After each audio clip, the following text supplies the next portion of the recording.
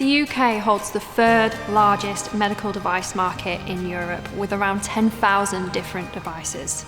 That comes as no surprise when roughly 6 million patients are admitted to UK hospitals per year.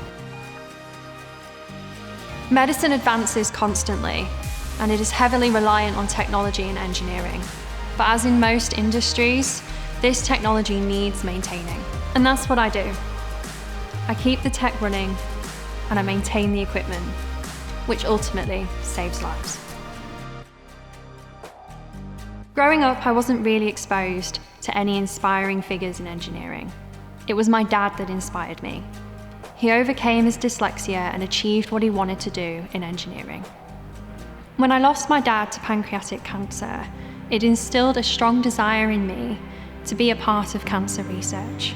I have faced a lot of struggles, and university really wasn't an option for me, and my initial attempts of working in industry and studying, they really didn't work out for me.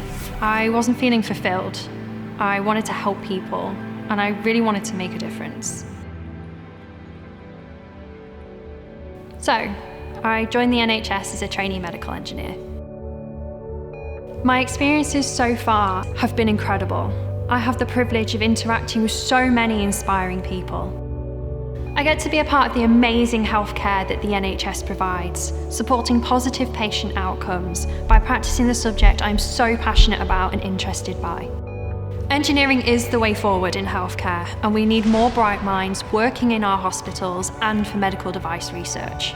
Within medical engineering, there are so many opportunities ahead of me.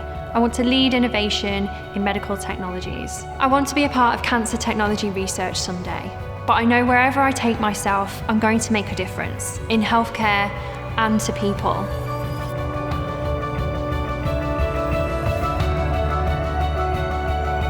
And that's what makes this job so special.